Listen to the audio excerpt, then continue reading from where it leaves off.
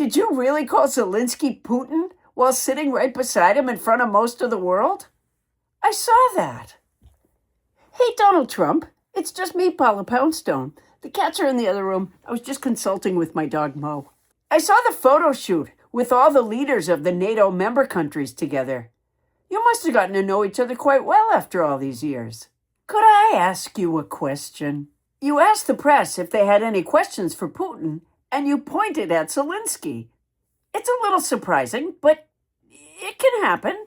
I kept calling Erdogan yesterday, and I thought to myself, I think it's Erdogan. And then I thought, no, that's a fancy grocery store that has Friends of Quinoa shopping night. People make mistakes. It doesn't mean you're absolutely experiencing precipitous cognitive decline, necessarily. I mean, come on. Person, woman, man, camera, TV, could be Putin, could be Zelensky, right? And that's what I want to talk to you about. Certainly telling world leaders apart is difficult, and it was an easy mistake to make. If it helps at all, Putin is the head of Russia, and he attacked Ukraine. Zelensky is the president of Ukraine. Putin is the one you met at the airplane and had the military down on their hands and knees rolling out the red carpet. Zelensky is the one you made take an Uber to the White House. Zelensky was a comic performer. He's funny and charming. Putin has people pushed out of windows, and you have to BYOT when you're with him. I think Putin's had plastic surgery. Zelensky looks fantastic. Putin is the one who wrestles bears shirtless. Zelensky is the one who laughs his ass off with the bears later. Is this helping at all? In terms of the NATO meeting, this might be a helpful little mental trick you can use to remember. Putin isn't in NATO. I saw you telling the press, I guess, a story while you were sitting with Zelensky. You said we had an aircraft carrier, a beautiful aircraft carrier, the Abraham Lincoln, and that 2 months ago, the Islamic Republic of Japan shot 111 missiles at it. When did Japan convert? That must have been quite a dynamic Japanese imam. It must have happened recently. It's not on the map I Googled. Maybe Japan, or the Islamic Republic of Japan, just hasn't had the name changed everywhere yet. They've been busy. The prayer schedule alone takes a lot of time. Maybe since they haven't changed the name to the Islamic Republic of Japan yet in most places, there's still time to get them to add your name to it. The Donald J. Trump Islamic Republic of Japan.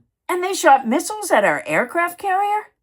It's no wonder you want to chop down their cherry trees for your golf course. You fell asleep during the 4th of July fireworks? The record-breaking 4th of July fireworks with 850,000 fireworks launched from 10 different locations across the Capitol that smoked up the sky so badly people couldn't see them? What are you, a cartoon character? You know how your cognitive test increased in difficulty? Is this an alert test? You have fallen asleep in cabinet meetings, Oval Office presentations, overseas meetings with international leaders, at the defense table in the midst of your own trial, at your birthday tank parade, at the NBA championship game, and now at the 4th of July fireworks. And that's what I want to talk to you about. You failed every level of the graduated alert test. The only other person in all of Washington, D.C. who wasn't alert during those fireworks is Mitch McConnell, who may be brain dead but won't allow the rest of his organs to follow until he fucks us over one more time. In all the times you bragged that it was going to be a record-breaking fireworks display, did it never occur to you that the less time you spend seated in public, the better? I'll bet when you tripped on the stairs to your big plane the other day, you had actually fallen asleep. And these are just the times you've publicly gone to Sleepy Town.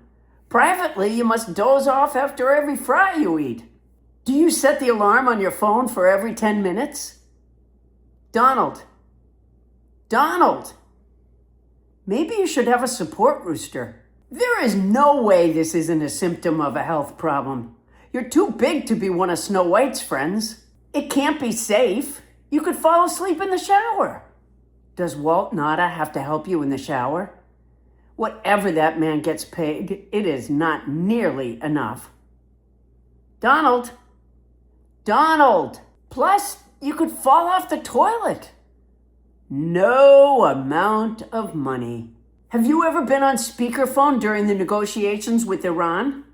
Maybe you fell asleep, and that's when they slipped in the part about you giving them $300 billion. You certainly couldn't have walked into that with your eyes wide open. First of all, because they never are. And secondly, because you've been so critical of Obama giving Iran $100 billion in foreign assets. I hope somebody over there at the White House is photo documenting all the times you fall asleep in private. It'll make a great coffee table book. Donald. Donald. Never mind. Go ahead and sleep. You can lie when you wake up. If you took out all the other words in Ruth Ben-Ghiat's strongmen book other than the names of the dictators, it would look like the guest list for your fantasy birthday party. I saw your press conference with Turkey's President Erdogan yesterday. You said he was a very strong leader, a very strong person. Could I ask you a question? You haven't had any teeth removed lately, have you? Because you're not supposed to suck that hard when your sockets are healing from teeth extractions. When asked by the press why you get along with Erdogan, you said it was chemistry. Wasn't it chemistry with North Korea's leader Kim Jong-un, too? It's not the Zhang name, I don't think, because you're not close with Molly Zhang-Fast. And there's Putin. You love Putin. Would you say that's chemistry? Yeah, I thought so. Chemistry.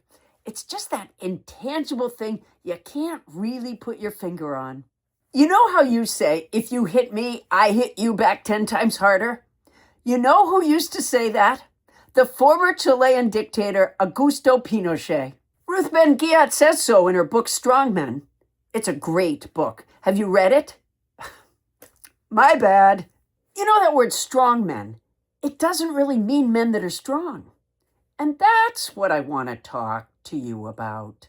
They're not strong men in like a Marx Brothers A Day at the Circus kind of a way, you know, with the leotards and the barbells and the bulging muscles. They're dictators. Leaders who steal from the people they're supposed to serve, rule with terror, jail their opponents, hold sham elections if they hold them at all. No, I'm not kidding. That's why I wondered if you had read the book, which, as soon as the words were out of my mouth, I realized was a stupid question. Wasn't Kristi Noem planning to do away with your daily briefing notebook and make some sort of in-house television show to get the information across to you? Wasn't it going to be a reality show or a game show or something? I think she was planning on starring in it, so you dodged a bullet there, which is more than Cricket and the Goat can say. You know I like you, Donald, which is why I knew you didn't really understand what strongman means, or you wouldn't be sucking up to all these people. Plus, they don't like you. They use you. I mean, did you see the look on Erdogan's face? Have a staff member quiz you on facial expressions before your next meeting. You, by the way, looked like a piece of skillfully thrown clay on a potter's wheel. We've talked about this before, but you don't know how to choose friends. Rule of thumb, if there's a leader who has people pushed out of windows or poisoned, find another friend. Cats, could I ask you a question? When the former presidents talk about the mess we're in, would you rather they say your name or not say your name? Because it sounds like they might be talking about you. And that's what I want to talk to you about. In former President George W. Bush's statement on our country's 250th, he urged Americans to vote. Be citizens, not spectators. And you know how you're really into suppressing the vote. I mean, it didn't scream Trump the way the letters that came off the front of the Kennedy Center did, but I think it was aimed at you. In former President Clinton's statement on America's 250th birthday, he said, "The people in charge have unleashed masked agents on American communities to seize people from their homes, workplaces, and the streets. They have started an unconstitutional war on a whim with no clear objectives or exit strategy, and zero regard for the consequences to the lives of millions of people around the world." It's possible by people in charge, he means you. Am I crazy? Does any of it ring a bell?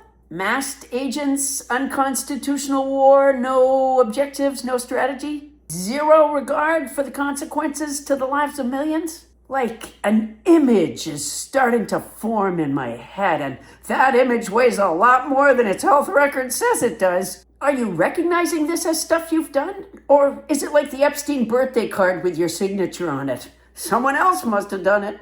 A little further into his statement, he mentions making the federal government a new profit center for themselves and their allies. See, again, I think that's you he's referring to. It's subtle. He didn't mention you selling beans from the Resolute desk or the crypto stuff or the donations to the ballroom and your great American state fair fiasco.